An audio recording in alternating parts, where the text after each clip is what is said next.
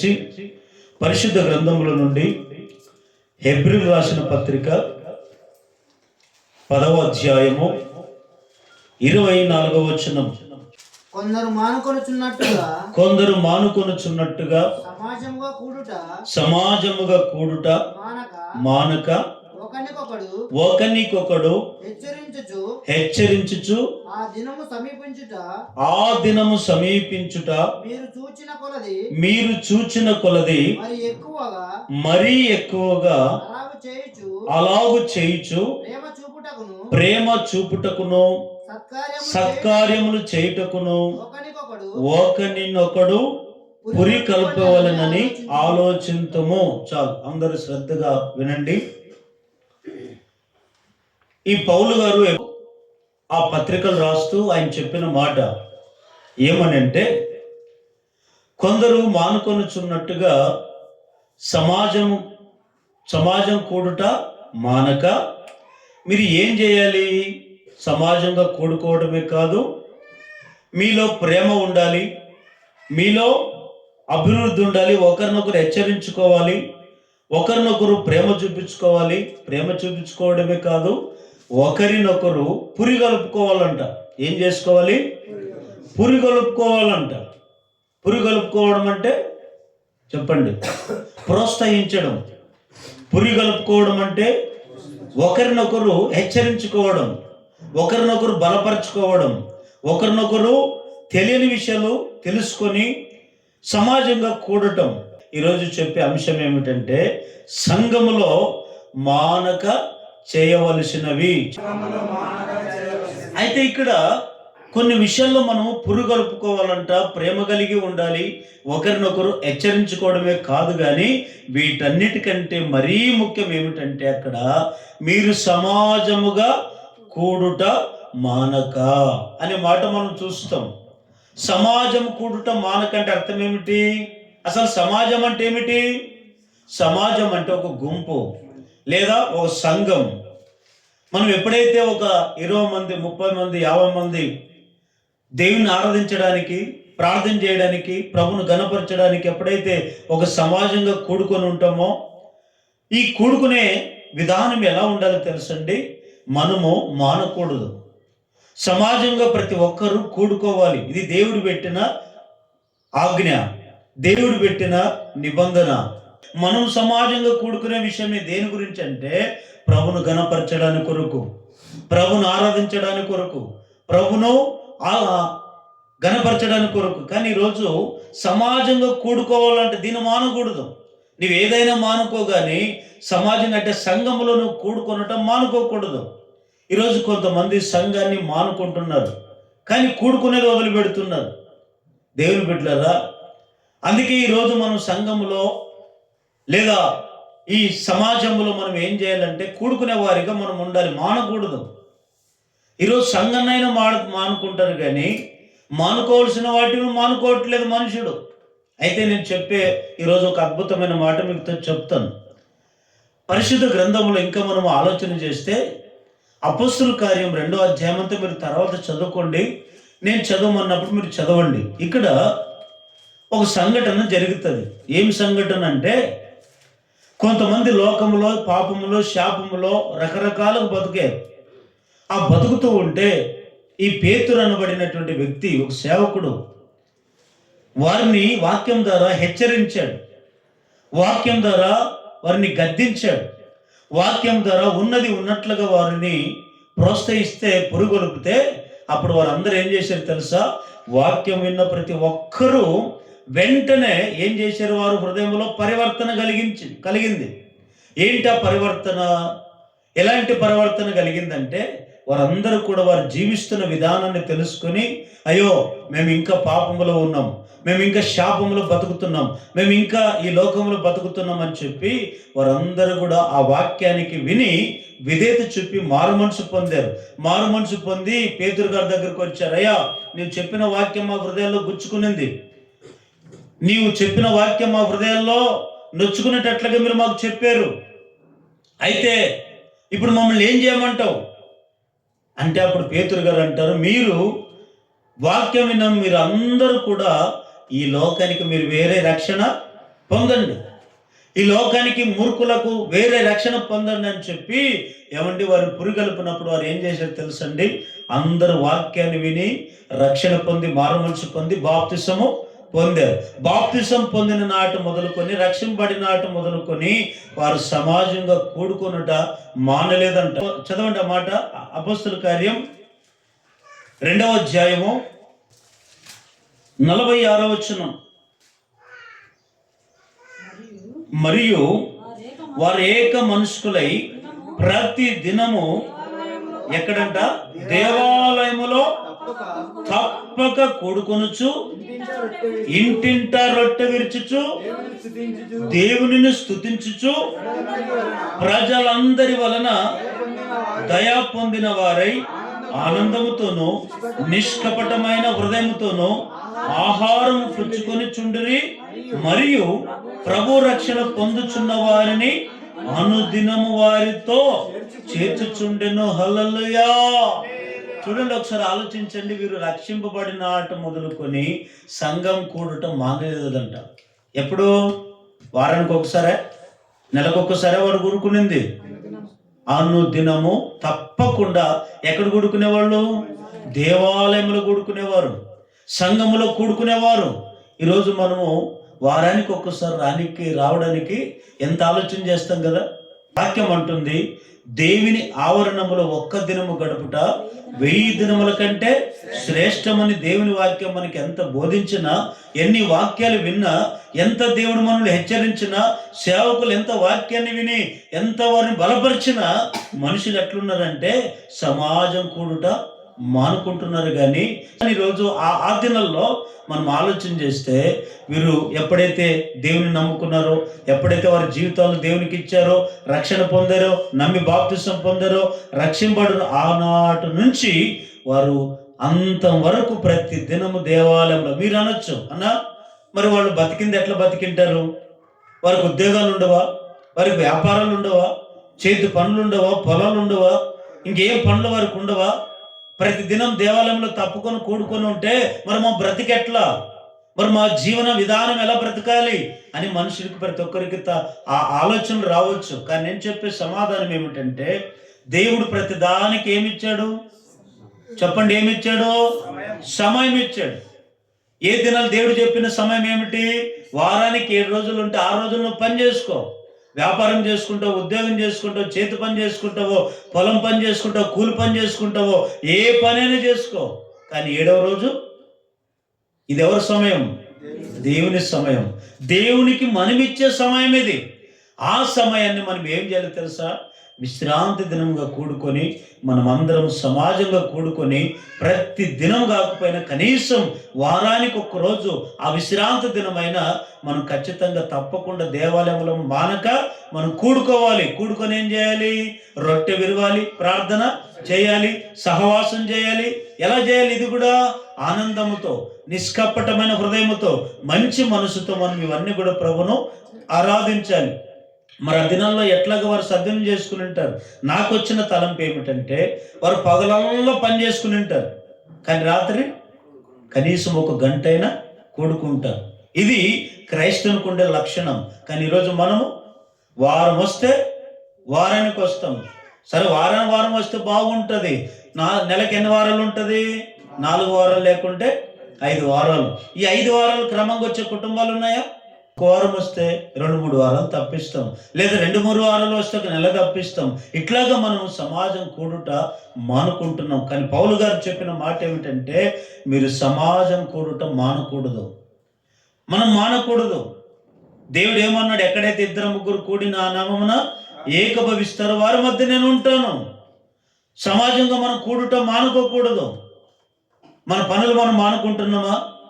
మన ఉద్యోగాలు మనం మానుకుంటున్నామా? మన చేతి పనులు మనం మానుకుంటున్నామా? మనకు కావలసిన ఏదైనా లాభం వస్తుందంటే మన పని అన్ని వదిలిపెట్టి పరిగెత్తుకుని ముందు వాటి కొరకు ప్రయాసపడతామే. మరి సంఘం కూడుట ఎందుకు నువ్వు మానుకుంటున్నావు? కాబట్టి దేవుని బిడ్డలారా, ఈ సంఘములో మనమందరము మానుకోకుండా ప్రతి దినము ఆ దినాల్లో వారు ఏం చేసేవారంటే దేవాలయంలో తప్పకుండా కూడుకునేవారు. కానీ ఈ దినాల్లో మనం వారానికి ఒక్కసారైనా ఎక్కడ ఉండాలి? మనం అందరము దేవాలయములు తప్పకుండా మానుకోకుండా మనమందరం ఉండాలి. మరి అయితే సంఘములో మానుకోకుండా మనం చేయవలసిన కొన్ని పనులు ఉన్నాయి. ఏం చేయాలి? మానక ఎలాంటివి పనులు చేయాలో ఒక 3 మాటలు చెప్పి నేను ముగిస్తాను. మానుకోవాల్సినవి కొన్ని ఉన్నాయి, మానుకోకూడనివి కొన్ని ఉన్నాయి. నేను ఈ వారం చెప్పి ఈ సబ్జెక్ట్ను 2 వారాలు చెప్తాను. ఈ వారము దేని గురించి మనం నేర్చుకుందామంటే, సంఘములో మానక సంఘములో కూడడమే కాదు, మరి కూడుకున్న మనము మానక ఏమేమి చేయాలో మనం ఈ పూట నేర్చుకుందాం. వచ్చే ఆదివారం ఏం చేయకూడదో వచ్చే ఆదివారం మనం నేర్చుకుందాం. మొదటి మాట, మానక మనం ఏం చేయాలంటే, మొదటి మాట ఇర్మియా గ్రంథం 32వ అధ్యాయము 40వ వచనం. నేను వారికి మేలు చేయుట మానకుండునట్లు నిత్యమైన నిబంధనను వారితో చేయుచున్నారు. వారు నన్ను విడవకుండునట్లు వారి హృదయములలో నా ఎడల భయభక్తులు పుట్టించదను. హల్లేలు చెప్పండి ఒకసారి గట్టిగా. వినండి, దేవుడు ఇశ్రాయేలు ప్రజలకు చెప్పిన ఒక మాట. ఏమని చెప్పాడు ఆయన? ఏ మాటలు చెప్పాడు ఆయన అంటే, ఇక్కడ వారితో చేసిన నిబంధన గురించి చెప్పిన మాట. ఏ నిబంధన చేసే ప్రభా అని మనం దేవుణ్ణి అడిగితే దేవుడు ఏమని చెప్తాడు ఆయన అంటే, ఒకటి, వారి ఎడల నేను మానక ఏం చేశాను? మేలులు చేశాను. ఏం చేశాడంట? చెప్పండి, ఏం చేశాడు? మానుకోకుండా మేలులు చేశాడు.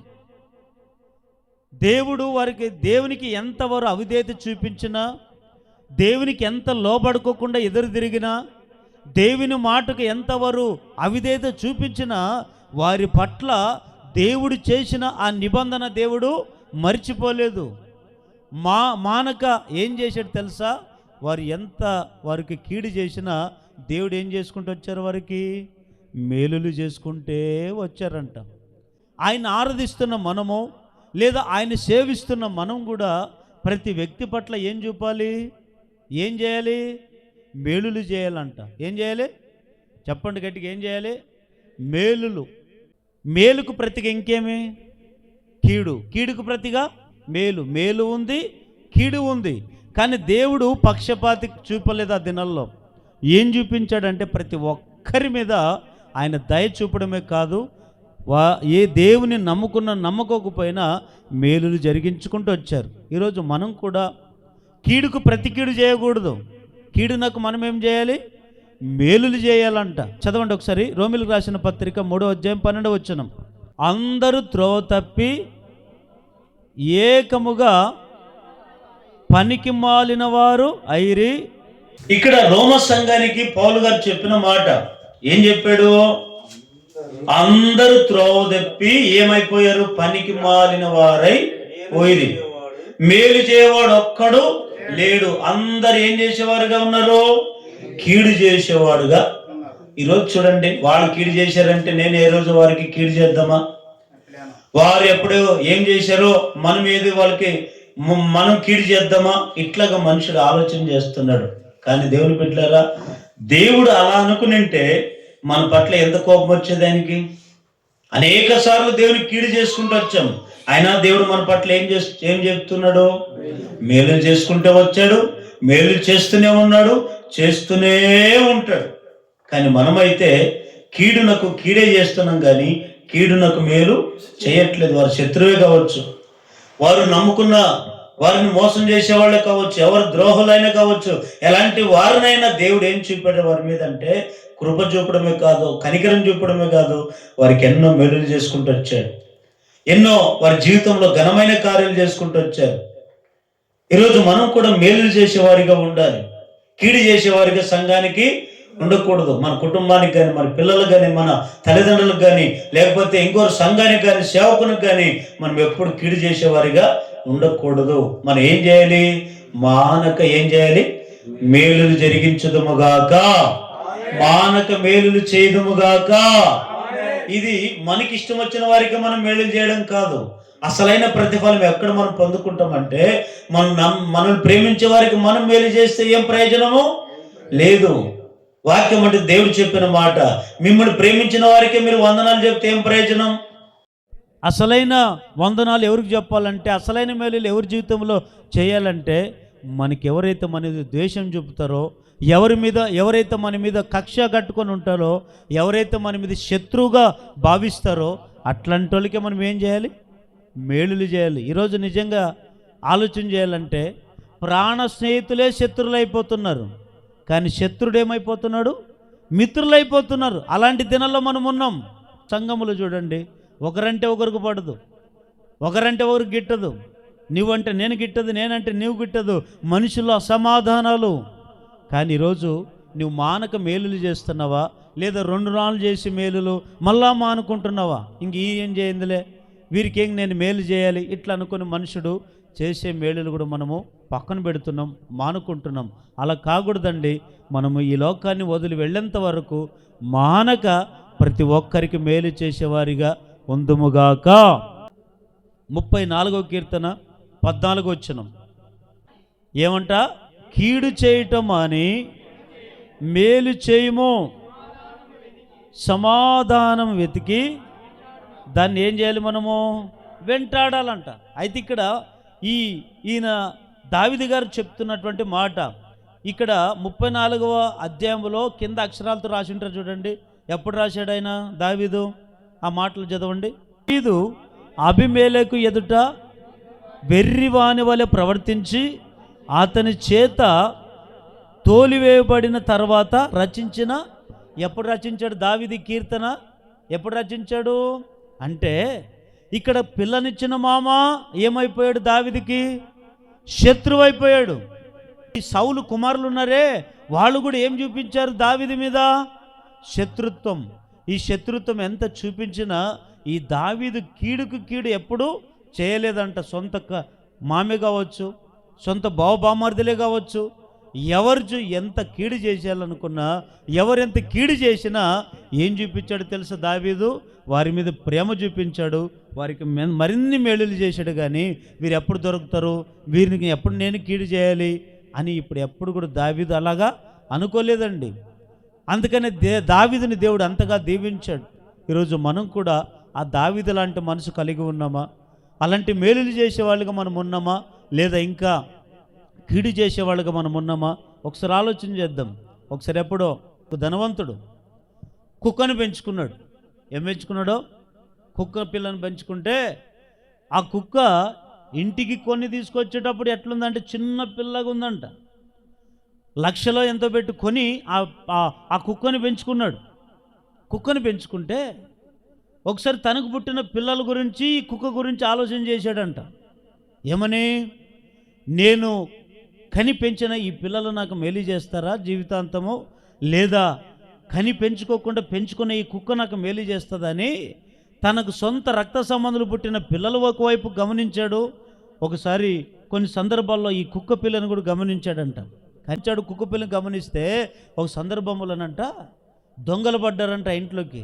దొంగలు పడితే ఆ దొంగలు పట్టినప్పుడు ఈ కట్టుకున్న భార్యని ఈ దొంగలు ఏం చేశారు? పీక కోసి చంపేశారంట. ఆ కళ్ళెదురుగా చూస్తున్నటువంటి ఆ సంఘటన చూసి పిల్లల్ని ఎంత లేపుతున్నా ఒకడంటే ఒకడే అట్లా గాఢంగా నిద్రపోయారంట. గాఢంగా నిద్రపోతే ఇంకా ఈ కుక్క పిల్ల ఉందే, ఈ కుక్క పిల్ల ఎప్పుడైతే ఈయన అరుస్తున్నాడో అరుపుకి పిల్లలు లేయట్లేదంట. కానీ కుక్క పిల్ల లేచి ఆ శత్రువులు వచ్చినటువంటి దొంగల్ని తరిమి కొట్టి తగులుతుందంట. ఆఖరికి ఇంకా ఆ కట్టుకున్న భార్య చచ్చిపోయింది చూసి, సంఘటన చూసి బోరున ఏడ్చుకొని ఉంటే ఆ రాత్రంతా ఆ భార్య రక్తమడులు పడిన భార్యను చూసి, శవాన్ని చూసి ఏడ్చుకుంటున్నాడంట. అంతవరకు కుమార్తెలు రాలేదంట. పొద్దున్నే వస్తే అడిగాడంట, రే ఎందుకు వచ్చారా? ఇప్పుడు మీ అమ్మ చనిపోయినాక మీరు వచ్చారా? నేనేం మీకు కేడు చేశాను? కానీ పెంచానే, మీకు కావాల్సిన బట్టలు కొనిచ్చాను, మీకు కావాల్సిన ఆస్తిని నేను ఇచ్చాను, కావాల్సిందంతా సంపాదించిందని నేను మీకు ఇచ్చానే. నేనేం కీడు చేశాను? నానా నువ్వేం కీడు చేసలేదు మాకు, మా అమ్మ మాకు కీడు చేసింది. వీళ్ళు చెప్పిన మాట ఏమిటంటే, కుమారులు రాత్రి అంతా కిటికీల నుంచి మా అమ్మను చంపుతున్నది కూడా మేము చూసాం. కానీ సంపాలి ఈమెను చంపాలని చెప్పి తల్లి మీద కక్ష పెట్టుకున్నారంటండి. అప్పుడు ఆ ధనవంతుడు ఇచ్చిన స్టేట్మెంట్ ఏమిటో తెలుసా? కనిన కుమారులు పిల్లలు వారికి మేలు చేయలేదు, కానీ పెంచుకున్న కుక్క మేలు చేసింది. ఈరోజు మనం కూడా అందుకని కొంతమంది అంటుంటారు అప్పుడప్పుడు, రే నీకు పెట్టేదానికంటే కుక్కకు పెడితే దండం పెడితే అదేనే విశ్వాసం చూపుతుంది నా మీద అంటామనమా? అంటాం. నిజంగా జంతువులు, మనుషులు స్వభావం వచ్చింది జంతువుల్లోకి, మనుషుల్లోకి ఏ స్వభావం వచ్చింది? ఇప్పుడు మనుషులు ఎవరో, మృగాలు ఎవరో, జంతువులు ఎవరో అర్థం కావట్లేదండి దినాల్లో. ఈ జంతువులకైనా కొంత కనికరం ఉంటుంది, జంతువులకైనా కొంత ఇది ఉంటుంది, కానీ జాలి ఉంటుంది, కానీ మనుషుల్లో జాలి లేదు, కనికరం లేదు. మేలు చేసేది మర్చిపోయాడు మనిషి, కీడునే తలపెడుతున్నారంట. అందుకే ఈ కీర్తనకారుడు ఏమంటున్నాడంటే, మీరు కీడు చేయటం మాని మేలు చేసేది నేర్చుకునండి. సంఘంలో మనం ఎట్లుండాలంటే, ఎవరైనా మనకి కీడు తలబెట్టినా మనం అందరికీ మేలు చేసేవారిగా ఉండాలి, కానీ కీడు చేసేవారిగా మనము ఉండకూడదు. హల్లెలూయా. అక్కడే 109వ కీర్తన 5వ వచనం, నేను చేసిన మేలుకును ప్రతిగా కీడు చేయుచున్నారు, నేను చూపిన ప్రేమకు ప్రతిగా నా మీద ద్వేషమించుచున్నారు. చూడండి, ఇక్కడ ఈ ఒక విచిత్రమైన మాట కదా. ఏమంటున్నాడు ఈయన? అదే దావీదు ఇది కీర్తన రాస్తే ఏమంటాడు? నేను చూపిన ప్రేమకు ప్రతిగా వారు నా మీద పగబట్టి ఉన్నారు, అయితే నేను మానక వారి కొరకు ఏం చేస్తున్నాను? ప్రార్థన చేస్తున్నాను. నేను చేసిన మేలునకు ప్రతిగా ఏం చేస్తున్నారు? వాళ్ళు కీడు చేస్తున్నారంట. ఈరోజు చాలామందికి ప్రేమ చూపుతాం, చాలామందికి మేలులు చేస్తాం, మేలులు పొందుకుంటారు, కానీ ప్రేమ చూపినప్పుడు దాన్ని అనుభవిస్తారు, కానీ తిరిగి మేలు చేయలేరు. ఈరోజు చాలామంది చూడండి చెప్తుంటారు, అన్నా వారికి ఎంత మేలులు చేశానన్నా, అన్నా మన మీద ఎంత ప్రేమ చూపిందన్నా, అన్నా వారికి కావలసిన వాళ్ళు నేను ఇచ్చానన్నా, అయినా వారికి ఇంత కూడా వారికి విశ్వాసము లేదన్నా అంటారనరా ఈ దినాల్లో. నిజంగా అండి, ఈరోజు చాలామంది ఎట్లున్నారంటే, ఎంత మేలులు చేసినా మేలులో అనుభవించుకుంటారు, మేలులు పొందుకుంటారు, కానీ మేలునకు ప్రతిగా ఏం చూపుతున్నారు? కీడు చూపుతున్నారు. కానీ చూపిన ప్రేమకు మరలా ఏం చూపుతున్నారు? ద్వేషం చూపుతున్నారు. కానీ మేలుకు బదులుగా మేలు చూపించే మనుషుడు కర్రవైపోతున్నాడు. ఎవరు నమ్మాలో ఎవరు నమ్మకూడదో అర్థం కాని దినాలు. ఎవరు నమ్మితే మా జీవితాలు బాగుపడితే, ఎవరు నమ్మితే మరి శాశ్వతంగా ఉంటారు, ఎవరు నమ్మితే నన్ను ద్రోహం చేయరని కొన్నిసార్లు మనుషులు నమ్ముతాం, మనుషుల మీద ప్రేమ చూపుతాం, మనుషుల మీద ప్రేమ పెంచుకుంటాం, కానీ ప్రేమించిన వారే లేదా మనమే వారి మీద అనేక మేలులు చేసిన వారే ఒకరోజు మనకు కీడు చేసి వెళ్ళిపోతారు. మనం చూపిన ప్రేమే మనకే కొన్నిసార్లు ఏమైపోతుంది? చేదు అయిపోతుంది. ఈరోజు చూడండి, యేసు ప్రభువారు ఈ లోకాన్ని ఎంతో ప్రేమించాడు లేదా? ఈ లోకం ఏం చేసింది? దేవుణ్ణి మేలు చేసిందా?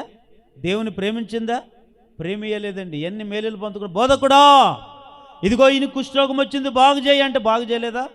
వాడు శత్రువా, వీడు ఇంకోడని చూడలేదు, భేదాలు చూడలేదు, కులాలు చూడలేదు, మతాలు చూడలేదు, ఏం చూడలేదు. ఎలాంటి భేదాలు చూపుకోకుండా కుష్ఠరోగును కూడా ముట్టి బాగు చేశాడు. గుడ్డివాడు, కుంటివారు, మూగవారు, అంగహీనులు, దయ్యాలు పట్టిన వారు అందరికీ దేవుడు మేలు చేశాడు. అందరికి మేలులు చేసిన ఆఖరికి మేలు పొందిన వాళ్ళే యేసు ప్రభుకి ఏమి వేయమని అరిచారు? సిలువ వేయమని అరిచారు, సిలువ వేయమని కేకలు వేశారు. చూడండి, ఏం తప్పు చేశాడు యేసు ప్రభు వారు. ఈరోజు కూడా మన జీవితంలో కూడా ఎంత ప్రేమ చూపినా, ఎంతవరకు వారి కొరకు ప్రార్థన చేసినా, ఎంత వారిని ప్రేమించినా, ఈరోజు మన మీద ఏం చూపుతున్నారు మనుషులు? కీడు, కీడు లేదా ద్వేషం. కొందరికి అర్థం కాదు. దేవుని ప్రేమ ఎంత చూపుతాం కదా, ఇది అర్థం కాదు కొంతమందికి మనుషులకి. అదే లోక ప్రేమలు అర్థమవుతాయి, లేదా పనికిరాని సహవాసం ఆ ప్రేమలు అర్థమైపోతాయి, కానీ దేవుని ప్రేమ మనుషుడు అర్థం చేసుకోవట్లేదు ఈ దినాల్లో. కానీ ఈరోజు మనం ఎట్లుండాలంటే, ఎవరైనా కీడు చేయని మనం మేలు చేసేవారిగానే ఉండాలి. హల్లెలూయా. అక్కడే 38వ కీర్తన 20వ వచనం చదవండి. మేలునకు ప్రతిగా వారు కీడు చేయుచున్నారు, నేను ఉత్తమమైన దాన్ని అనుసరించుచున్నందుకు. ఎట్లంట అంటే, ఇప్పుడు ఏమంటే ఈయన బాధ ఏమిటి అంటే, మేలునకు ప్రతిగా ప్రతి ఒక్కరు కీడు చేస్తడమే కాదు, ఈయన ఉత్తమైన దాన్ని అనుసరించినందుకు అందరు ఏమైపోయారు? ఆయనకి శత్రులైపోయారంట. ఉత్తమైన దాని అంటే ఈరోజు మనం చూడండి, బాగా నీతికి బతకాలనుకుంటాం, బాగా నిజాయితీకి బతకాలనుకుంటాం, అందరికంటే మంచికి బ్రతకాలని ఆశపడతాం. కానీ ఉన్నవారు ఒక్కొక్కరు దూరం అయిపోతున్నారు. ఎందుకు అంటే కొంతమంది ఒకరు బాగుపడితే ఇంకొకరికి ఇష్టము లేదు. బాగుపడే వాళ్ళని బాగుపడినీరు, వారు కూడా బాగుపడరు. కొన్ని సంఘాల్లో కొందరు ఎవరైనా ముందు బాగుపడుతున్నారంటే వారి మీద ఎంతసేపున ఏం చేయాలని చూస్తారు, ఎంతసేపున్న ద్వేషం చూపుతారు, అసూయ చూపుతారు, ఇంకా వారికి శత్రువులు అయిపోతారు. అరే ఎందుకు దూరం అయిపోతున్నారని కూడా అర్థం కావట్లేదు కొన్నిసార్లు మనుషులకు. అందుకే ఈయన బాధ ఏమిటంటే, నేను ఉత్తమమైన దాన్ని అనుసరించినందుకు మనుషులు ఏమైపోయారంట, ఆయనకి శత్రువులు అయిపోయారంట. శత్రువు అంటే ఎప్పుడైపోవాలి, మనం ఏదైనా వారికి కీడు చేస్తే ఆ కీడుని బట్టి వాళ్ళు శత్రువులు అయిపోవాలి. కానీ మేలు చేసినా కొంతమంది శత్రువులు అయిపోతున్నారు. ఎవరికి ఎలాంటి కీడు చేయకపోయినా ఈరోజు మనకి కీడు చేసేవాళ్ళు ఎక్కువైపోతున్నారు. దేవుని బిడ్డలారా, మనం ఎవరికి కీడు చేసినా మనం ఏం చేయాలి, చెప్పండి, మానకేం చేయాలి, మేలులు చేస్తూనే ఉందముగాక. రెండో మాట, ఎఫెసీయులకు రాసిన పత్రిక 1వ అధ్యాయము 16వ వచనం, విషయమై మానక దేవునికి కృతజ్ఞస్తుతులు చెల్లించుచున్నాను. చాలు, ఇదే అపొస్తలుడైన పౌలు గారు చెప్పిన మాట. ఈయన ఎఫెసీ సంఘానికి చెప్తున్న మాట ఏమని చెప్పాడు ఈయన, మీ విషయమై మానక నేను ఏం చేస్తున్నాను, దేవునికి కృతజ్ఞతాస్తుతులు చెల్లిస్తున్నాను. ఈరోజు మనం సంఘానికి వచ్చే మనం అందరము పాటలు పాడడం కాదు, వాక్యం వినడమే కాదు, ప్రార్థన చేయడమే కాదు, మనమందరం ఏం చేయాలి, కృతజ్ఞతాస్తుతులు. ఏంటి కృతజ్ఞతాస్తుతులు అంటే అర్థం ఏమిటి? అందరు నా వైపు చూస్తూ వినండి.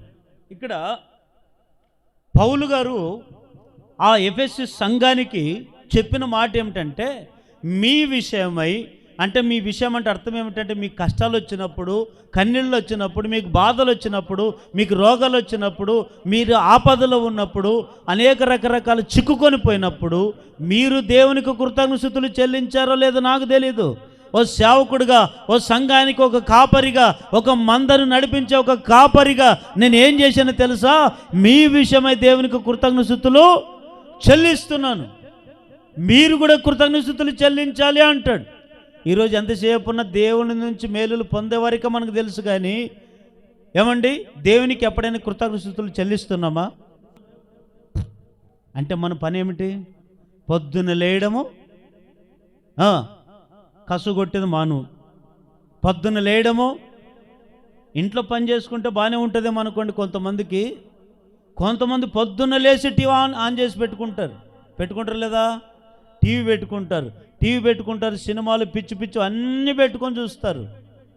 అరే దేవుడు నాకు ఇంతవరకు ఆరోగ్యం ఇచ్చాడు కదా, ఆయుష్ని ఇచ్చాడు కదా, ఈ లోకంలో నాకంటే గనులు ఈ లోకాన్ని వదిలి వెళ్ళిపోయారు కదా, దేవుడు ఎన్ని మేలులు చేశాడు కదా, అయితే నేను లేచి పొద్దున్నే ఉదయకాల సమయంలో లేచి, లేదా నేను నా కుటుంబము లేచి దేవునికి కృతజ్ఞతలు చెల్లిద్దామనే ఆలోచన ఉందా? నీ పొద్దున్న లేచినా ఏదో పనిలో పడిపోతావు, మధ్యాహ్నం వచ్చినా ఏదో పని అంటావు, సాయంత్రం అన్నా ఏదో పనిలో మర్చిపోయామండి అంటావు. మరి ఎప్పుడు కృతజ్ఞతలు చెల్లిస్తున్నావు? దేవుడు చేసిన మేలును మాత్రము, పలానా మేలులు చేశాడు, పలానా కార్యాలు చేశాడు అంటున్నావు, కానీ కృతజ్ఞతలు చెల్లిస్తున్నామా? ఒకసారి ఆలోచించండి. కొంతమంది గుర్తొచ్చినప్పుడు మాత్రమే, ఎప్పుడో ఒకసారి మనసు బాగుండి ప్రశాంతత ఉండి అన్నీ బాగున్నప్పుడు, హుషారుగా వచ్చినప్పుడు మాత్రమే పొద్దున్న లేచి దేవుని కృతజ్ఞతలు చెల్లిస్తారు. ఇంకా అదొక రోజే, మరి మిగిలిన రోజులు మర్చిపోతారు.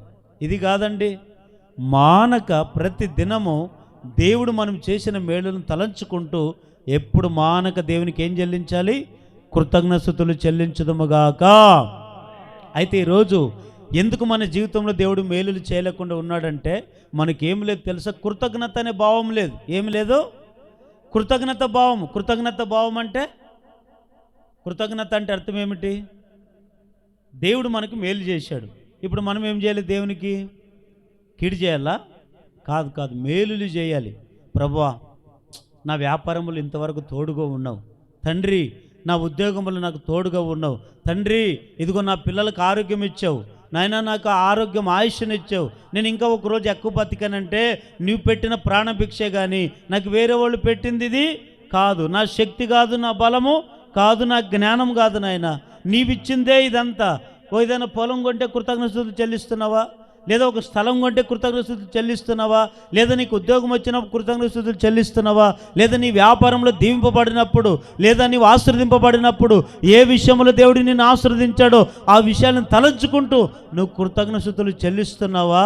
లేదా మరిచిపోయి దేవుడిచ్చింది తిని తిని తిని నిద్రపోతున్నావా? ఒకసారి ఆలోచన చేయండి. కానీ పౌలు గారు అట్లా చేయలేదంట. సంఘం కొరకు రోజు కృతజ్ఞతలు చెల్లించేవాడు. కానీ ఈరోజు ఎట్లా అయిపోయినామంటే ఇంక కృతజ్ఞతలు చెల్లించేవారికి ఉండం. ఇంక అంతసేపు ఉన్న పనికిరాని వాటి మీద మనసు. టీవీలు సీరియల్ మీద చూడండి, గంటలు గంటలు కూర్చుని ఉంటామా లేదా? కూర్చుని ఉంటాం. కానీ రోజు లేచి ఒక అర్ధగంట దేవుని కృతజ్ఞతలు చెల్లిస్తున్నావా? మధ్యాహ్నం లేదా సాయంత్రం లేదా రాత్రి అయినా అన్నం తినేటప్పుడైనా కనీసం ఈ అన్నం ఎవరు పెట్టారు, ఈ అన్నం ఎవరు ఇచ్చారు, ఇది నేను ఇంతగా తృప్తిగా తిని బతుకుతున్నానంటే దేవుడు పెట్టిందే కదా అని ఆలోచన చేస్తున్నావా? నీ కుటుంబం అంతా కలిసి ఒక పాట పాడుకొని కొంతసేపు ప్రార్థన చేస్తూ దేవుని కృతజ్ఞతలు చెల్లించండి. మనం ఎంత దీవింపబడతాం. అది లేదు, ఈరోజు అది మర్చిపోయారు. కానీ దేవుని బిడ్డలారా, మనం నిరంతరము మానకేం చేయాలి? దేవునికి కృతజ్ఞతలు చెల్లించేవారిగా ఉండాలి. హల్లెలూయా. ఒకసారి మొదటి తెస్సలోనికి రాసిన పత్రిక 2వ అధ్యాయం 13వ వచనం చదవండి. ఆ హేతువు చేతను మీరు దేవుని గురించిన వర్తమాన వాక్యము మా వలన అంగీకరించినప్పుడు మనుషుల వాక్యమని ఎంచక అది నిజముగా ఉన్నట్టు దేవుని వాక్యమని దానిని అంగీకరించితిరి గనుక మేమును మానక దేవునికి కృతజ్ఞతలు చెల్లించుచున్నాము. ఆ వాక్యమే విశ్వాసులైన మీలో కార్యసిద్ధి కలుగజేయుచున్నది. హల్లెలూయా. గట్టిగా హల్లెలూయా చెప్పండి అందరూ. చూడండి, ఈ తెస్సలోని సంఘానికి కూడా చెప్పిన మాట పౌలు గారు ఏం చెప్తున్నాడు తెలుసా? ఆ హేతువు చేతనే మీరు దేవుని గురించిన వర్తమాన వాక్యం మా వలన మీరు అంగీకరించుతారు గనుక మనుషుల వాక్యముని మీరు ఎంచక నిజముగా ఉన్నట్టు దేవుని వాక్యము దానిని అంగీకరించుతారు గనుక మీ వలన మేము దేవునికి కృతజ్ఞతలు మానక చెల్లించుచున్నాము అంటాడు. చూడండి, ఈరోజు మనం ఏం చెల్లించాలి? దేవుని కృతజ్ఞతలు చెల్లించాలి. కృతజ్ఞతలు చెల్లించనోడు దేనితో సమానం తెలుసా? పశువుతో సమానం. ఎవరితో చెప్పండి? ఎవరితో? పశువుతో సమానం, సచ్చిన వారితో సమానం. అంటే దేవుని దృష్టిలో నువ్వు ఇంకా బతుకుతున్నావు, కానీ బైబిల్లో ఒక మాట ఉంటుంది, జీవించుచున్నావన్న పేరు మాత్రం ఉంది కానీ నీవు మృతుడవే. నువ్వు బ్రతికినా సచ్చిన వారితో సమానం, నువ్వు బ్రతికినా ఒక పశువుతో సమానం. ఎందుకో తెలుసా? నువ్వు మానక కృతజ్ఞతలు చెల్లించే వారిగా నీవు ఉండాలి. కనుక అది నువ్వు చేయట్లే. సంఘానికి వస్తున్నావు, ఏదో ఇష్టం వస్తున్నప్పుడు వస్తున్నాం, బుద్ధి పుట్టినప్పుడు వస్తున్నాం, ఏదో మనసు ప్రశాంతంగా ఆనందంగా ఉంటే వస్తున్నాం, కష్టాలు వస్తే ఇంటికాడ ఉంటున్నాం.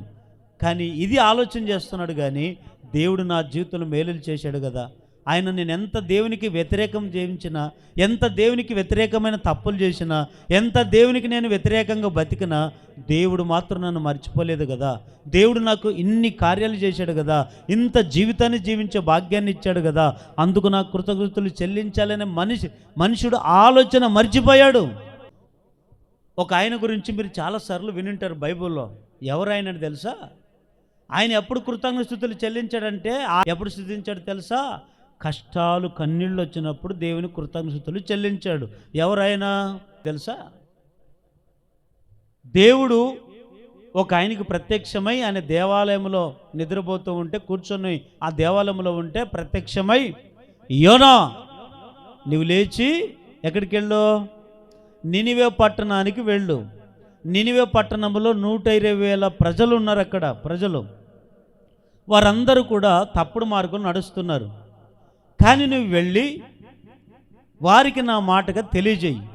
ఏం తెలియజేయాలి ప్రభు అంటే, ఏమి లేదు, 40 దినాల్లో లోపలే వాళ్ళ ప్రవర్తన మార్చుకోమను. నువ్వు చెప్పు, 40 రోజుల్లో నేను చూస్తాను, వారికి సమయం ఇస్తా. 40 రోజుల్లో వారు ప్రవర్తన సరి చేసుకోకపోతే, ఈ 40 దినాల్లో వారు మాత్రం మారకపోతే, నేను వారిని 40 రోజుల తర్వాత ఏం చేస్తాను? నాశనం చేస్తాను పట్టణాన్ని. నీవు వెళ్ళి చెప్పమన్నాడు. చెప్పమంటే ఈ యోన ఎట్లాంటోడంటే అందితే జుట్టు పట్టుకుంటాడు, అందకపోతే కాళ్ళు పట్టుకుంటాడు. అట్లాంటి వ్యక్తి. ఈరోజు కూడా మనుషులు ఎట్లున్నారంటే అందితే జుట్టు పట్టుకుంటారు, అందకపోతే అంటే బాగున్నప్పుడేమో అంత సంతోషంగా ఉంటాం, ఏమి లేనప్పుడేమో నా అంత పేదవాళ్ళాడు అంటుంటాం. చూడండి కొంతమంది అలాంటి స్థితిలో బతుకు. ఈ యోన కూడా దేవుని సేవకుడై ఉండి దేవుని మాట ప్రకటించవలసినటువంటి యోన ఒక దగ్గరికి వెళ్ళమంటే ఇంకొక దగ్గరికి వెళ్ళాడు. ఎందుకు? తన మనసులో ఆలోచన చేశాడు, నాకెందుకు వచ్చింది ఇది, నాకెందుకు ఈ కర్మ, నాకెందుకు ఈ బాధ, దేవుడు చూసుకుంటాడు దీన్ని, ఇంక నన్ను ఎక్కడికి వెళ్ళాలి, నేను నినివే పట్టణానికి వెళ్ళను, ఎక్కడికి వెళ్తాను, తర్షీషు అనే ప్రాంతానికి వెళ్తానని ఓడే ఎక్కాడు. ఓడే ఎక్కిన ఆయన నెమ్మదిగా వెళ్ళాడా, సుఖ సంతోషంగా వెళ్ళాడా? ఆయన బట్టి ఎవరికి వచ్చింది కీడు? అందరికి వచ్చింది. దేవుని బిడ్డలారా, ఒకసారి ఈ మాట బాగా మీ హృదయం అనే పలక మీద రాసుకునండి. నిన్ను బట్టి నీ సంఘం దీవింపబడాలి, నిన్ను బట్టి నీ పిల్లలు దీవింపబడాలి, నిన్ను బట్టి నీ తల్లిదండ్రులు దీవింపబడాలి, నిన్ను బట్టి నీ కుటుంబం బాగుపడాలి. కానీ నిన్ను బట్టి సంఘం శపించబడకూడదు, నిన్ను బట్టి నీ కుటుంబము చెడిపోకూడదు, నిన్ను బట్టి ఇంకొకరు నాశనము అవ్వకూడదు. ఈరోజు ఆ దినాల్లో ఈ యోన ఎప్పుడైతే ఓడ ఎక్కడ అప్పటికి బాగానే ఉంది, క్షేమంగా ఉన్నారు. వాళ్ళందరూ కూడా అన్యులే, దేవుని నమ్ముకోలేని వాళ్ళే క్షేమంగా వెళుతున్నారు. ఎప్పుడైతే యోన ఎక్కి దిగుబాగున ఓడలో ఎక్కి నిద్రపోయాడో వెంటనే ఆ పడవ మీదకి ఏమి పంపించాడు దేవుడు? పెనుగాలు తుఫానులు పంపించాడు. పెనుగాలు తుఫాను ఎప్పుడైతే పంపించాడో ఇంతైనా ఆలోచన చేశాడా?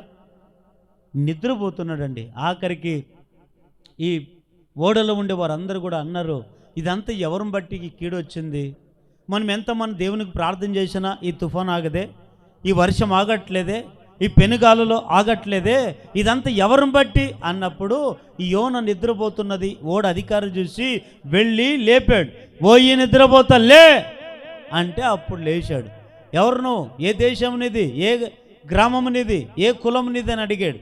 అయ్యా పలానా ఎబ్రీడును, పలానా దేవుని సేవకుడును, పలానా దేవుని వర్తమానాన్ని ఇచ్చేవాడిని, పలానా వాడిని, పలానా అడ్రస్ అని చెప్తే మరి ఇదంతా కీడు ఎవరిని బట్టో కాదు, నన్ను బట్టో వచ్చింది అని చెప్పాడు యోన. అప్పుడు ఏం చేశాడు తెలుసా? వీళ్ళందరూ ఏ దేవునికి వాళ్ళు ప్రార్థన చేస్తున్నారు కానీ పెనుగాలు తుఫాన్లు ఆగట్లేదు. అప్పుడు యోనకు అర్థమైంది, రేయ్ మీరందరూ అనవసరంగా ఇవన్నీ ఏం చేయొద్దండి, ఇదంతా ఎవరిని బట్టో కాదు, నన్ను బట్టి కీడు వచ్చింది. మరి ఏం చేయమంటావు ఇప్పుడు? ఈ కీడంతా ఆగాలంటే అప్పుడు ఏం చేయాలంటే నన్నెత్తి సముద్రంలో పడివేయండి, అప్పుడు ఈ కీడంతా ఆగిపోతుంది అన్నాడు. వాళ్ళు ఇంకా అక్కడే వెనక ముందు చూశారు. నిన్నెత్తి సముద్రంలో వేయడమా, మేము వేయమన్నారు. లేదు లేదు లేదు, మీరు బతకాలంటే ముందు నన్ను సముద్రంలోకి పడివేయండి అన్నాడు. వెంటనే ఏం చేశారు తెలుసా? వీరు ఆ యోనను ఎత్తి సముద్రంలో పడివేశారు. పడివేసి ఏ దేవునికి వాళ్ళు మొక్కితే అప్పుడు దేవుడు చూడండి ఆశ్చర్యకరంగా ఏం చేశాడు? యోన మామూలుడు కాదని తెలుసుకొని మళ్ళా యోనకి ఏం చేశాడు? యోన మళ్ళీ ఎక్కడ తప్పించుకొని పోతాడో అని చెప్పి ఏం చేశాడు? సముద్రంలో ఉన్న ఒక చేపకు ఆజ్ఞ ఇచ్చాడు. చేపకి ఏమని ఆజ్ఞ ఇచ్చాడు? చేప, ఆ వ్యక్తిని నువ్వు తినకూడదు, మింగి నీ కడుపులో దాచుకోమన్నాడు. ఎప్పుడైతే ఆ చేపకు దేవుడు ఆజ్ఞ ఇచ్చాడో వెంటనే అది నోరు తెరిచి యోపని మింగి ఎక్కడ పెట్టుకున్నది? కడుపులో పెట్టుకున్నది.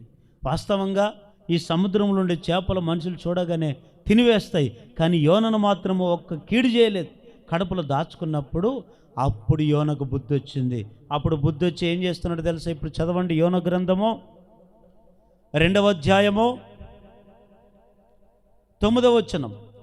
కృతజ్ఞాస్తుతులు చెల్లించి నేను నీకు బలులను అర్పింతును,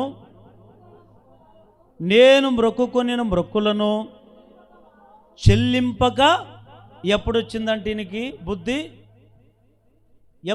ఎప్పుడొచ్చింది ఈయనకి బుద్ధి అంటే జరగరాని సంఘటన ఆయన జీవితంలో జరిగినప్పుడు, ఇంకా నేను చచ్చిపోతానేమో ప్రాణాపాయంలో ఉన్నప్పుడు ఏం చేశాడు ఈయన? దేవునికి మానకి ఏం చేశాడు? కృతజ్ఞతలు. ప్రభువా, తెలిసో తెలియక అని అనలే, చేసిందే తెలిసి చేసాడ తప్పు. ఈరోజు కొంతమంది అంటుంటారు, తెలిసో తెలియక చేశాను, తెలిసో తెలియక ఇట్లా మాట్లాడాను, తెలిసో తెలియక ఇట్లా వెళ్ళాను, తెలిసో తెలియక ఇట్లా ప్రవర్తించాను అంటుంటారు. కానీ తెలిసో తెలియక అనేది కాదు అక్కడ. తెలిసే ప్రతి ఒక్క మనిషి ఏం చేస్తాడు? తప్పు చేస్తాడు. తెలిసే అన్ని చేస్తాడు. ఎందుకంటే మనకి దేవుడు జ్ఞాన వివేచన ఇచ్చాడు. ఏమిటి? మంచేదో చెడేదోటో గ్రహించుకునే జ్ఞానం ఇచ్చాడు. ఇక్కడ ఏమైపోయిందంటే యోన ఏమన్నాడు తెలుసా? ప్రభువా, ఇదిగో నేను చావు బతుకులో ఉన్నా, ఇదిగో నన్ను ఒక అవకాశమే, నేను ఉపద్రవంలో ఉన్నా, ఈ అగాధములో నేనున్నా, నన్ను కరుణించు, కటాక్షించు, నన్ను లేవనెత్తు ప్రభువా అని చెప్పి ఏం చేశాడు తెలుసండి? అప్పుడు మానక కృతజ్ఞతలు చెల్లిస్తే అప్పుడు ఏం చేశాడు? మరలా చేపకు ఆజ్ఞ ఇచ్చాడు. ఆజ్ఞ ఇచ్చిన వెంటనే మరలా చేపను ఎక్కడికి ఎక్కింది? ఇది గడ్డ. ఏ గడ్డ? నినివే పట్టణ ఒడ్డున కక్కి వేస్తే అప్పుడు ఒక రోజంతా వెళ్ళి సువార్త చేస్తే యోనను బట్టి ఆ పట్టణమంతా రక్షింపబడింది. అందుని బట్టి యోనను అక్కడికి పంపించాడు. వారందరూ కూడా దేవుని కృతజ్ఞతలు చెల్లించారు. హల్లెలూయా. చంపాలనుకున్న దేవుడు వారికి మరలా ఆయుష్నిచ్చాడు, ఆరోగ్యమునిచ్చాడు. ఈరోజు మనం కూడా నీ విషయంలో ఏ విషయంలో నువ్వు దేవుని కృతజ్ఞతలు చెల్లించుకోకుండా ఉన్నావో ఒకసారి ఆలోచించు. ఆలోచన చేసి ఈ రోజు నుంచైనా మనమందరము మానక ఏం చేయాలి? దేవునికి చెప్పండి, ఏం చేయాలి? మానక ప్రతి నిత్యము, ప్రతిరోజు, ప్రతి ఉదయము, ప్రతి మధ్యాహ్నం, ఎప్పుడు నీకు వీలైతే అప్పుడు, ఎప్పుడు నీకు సమయం ఉంటే అప్పుడు 2 చేతులు ఎత్తి నువ్వేం చేయాలి? దేవునికి మానక కృతజ్ఞతలు చెల్లించుదురుగాక. ఎన్ని మాటలు చెప్పాను? 2 మాటలు. చివరికి ఇంకొక మాట చదవండి, నేను ముగిస్తాను. ఇంకా మానక మనం ఏం చేయాలంటే మత్తయి సువార్త 23వ అధ్యాయము 23వ వచనం. పుదీనాలోను, సోపులోను, జీలకర్రలోను 10వ వంతు చెల్లించి ధర్మశాస్త్రములో ప్రధానమైన విషయములను అనగా న్యాయమును, కనికరమును, విశ్వాసమును విడిచిపెట్టితిరి. వాటిని మానక వీటిని చేయవలసి ఉండెను. అందులైన మార్గదర్శకులారా, దోమ లేకుండునట్లు వడియగొట్టు ఒంటెను మృంగువారు మీరే. ఈ మాట అందరూ బాగా శ్రద్ధగా ఆలకించండి. గట్టిగా హల్లెలూయా అని చెప్పండి. సంఘములో మానక ఏం చేయాలి? మొదటగా మేలులు చేయాలి. రెండవది మానక ఏం చేయాలి? దేవునికి కృతజ్ఞతలు చెల్లించాలి. మూడవదిగా మానక ఏం చేయాలో తెలుసా? ఇక్కడ కొద్దిగా వివరిస్తాను, వినండి. ఇక్కడ యేసు ప్రభు ఉన్న దినాల్లో శాస్త్రులు, పరిసయ్యులు, సద్దుకాయలు అనబడిన వారు, ఈ 3 గుంపుల వారు ఉండేవారు.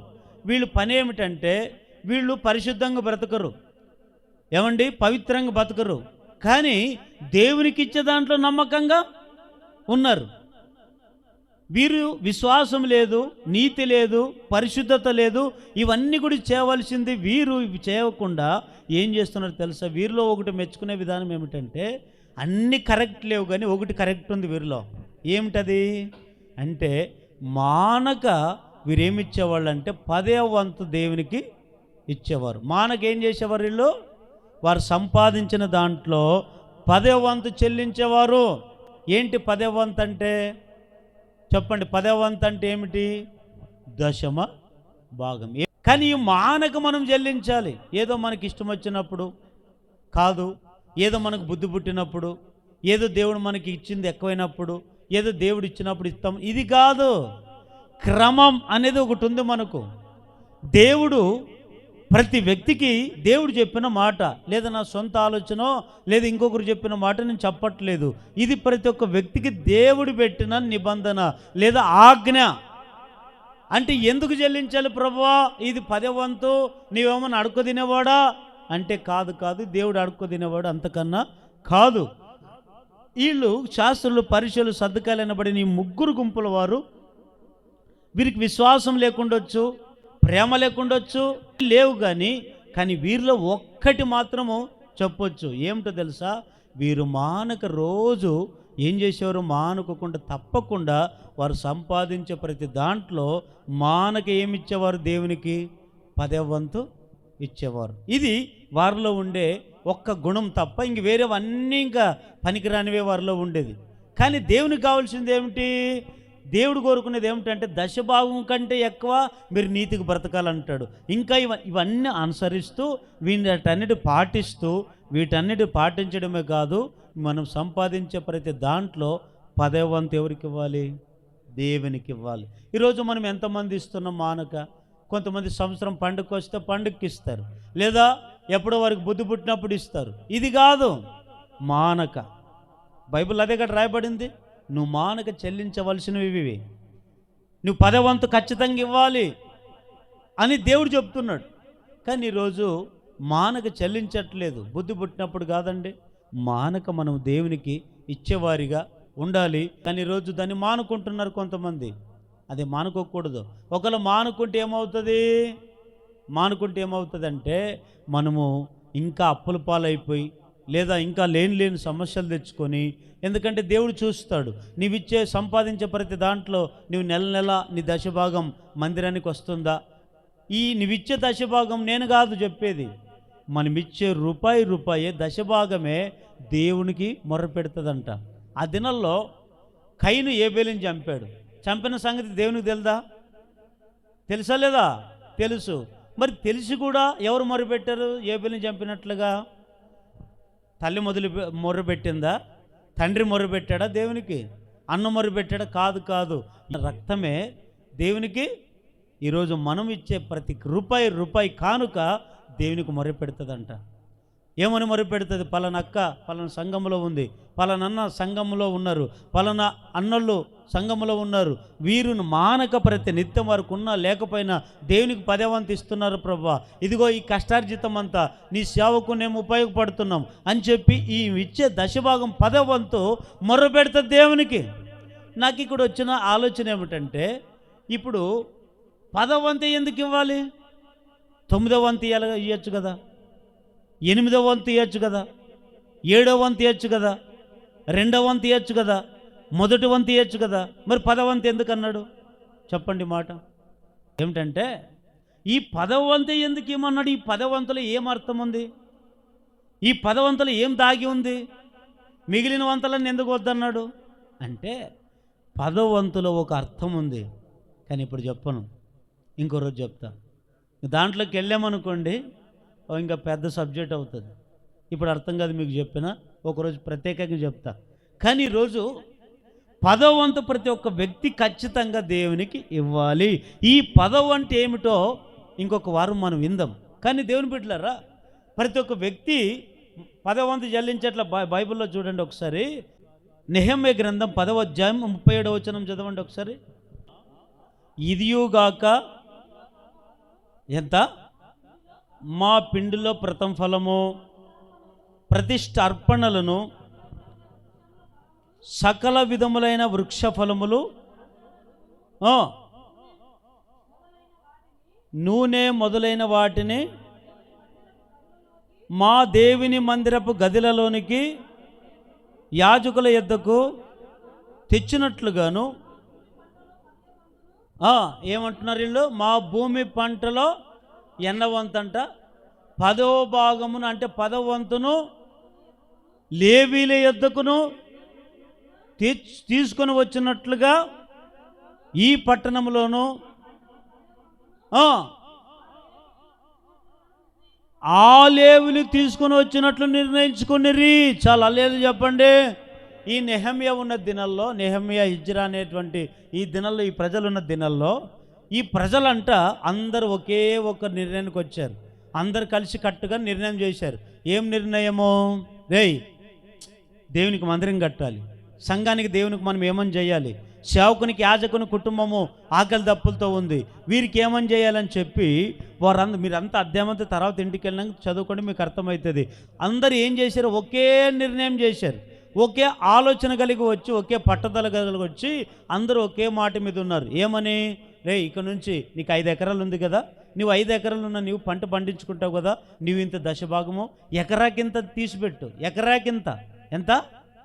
5 ఎకరాలకింత కాదు, ఎకరాకింత తీసిపెట్టు అని నిర్ణయించుకున్నారు. నీకు 2 ఎకరాలు ఉందా, 2 ఎకరాల కింద తీసిపెట్టు.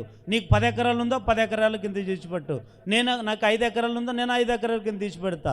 లేదా నీకు ఉద్యోగం ఉందా, ఉద్యోగం వచ్చే ప్రతి రూపాయలు ఇంత తీసిపెట్టు 10వ వంతు అని అందరూ ఒకే రకంగా మాట్లాడుకొని ఏం చేశారు? వారికి వచ్చిన సంపాదన అంతట్లో కూడా, దాన్నంతట్లో కూడా 10వ వంతు ఎంత? ఏ వంతు ఇది?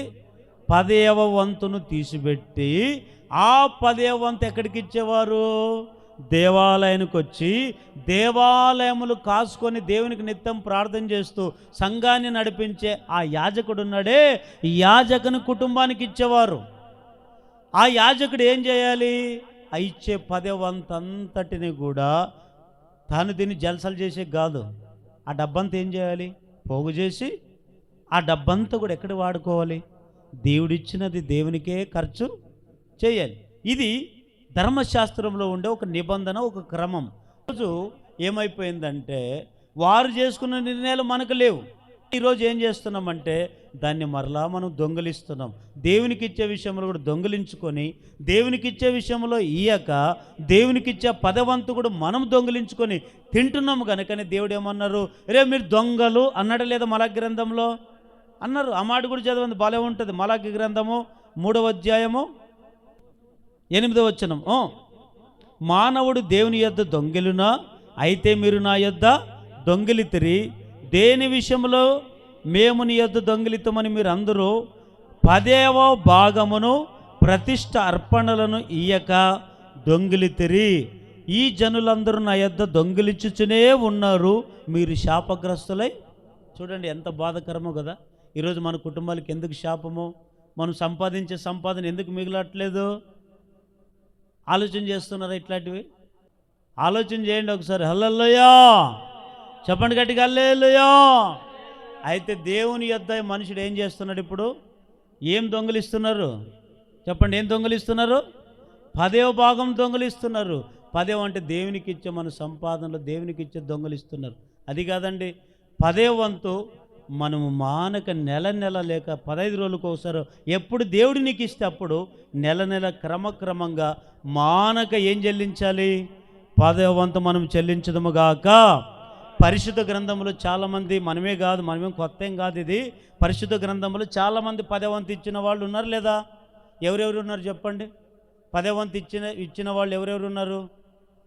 ఒకటి యాకోబు, రెండవది అబ్రహాం, ఇంకా ఇట్లా మన పితరులు ఎంతోమంది చూసుకోండి. మీరు తర్వాత మీరు చదువుకుంటే రెఫరెన్స్లు నేను చెప్పను.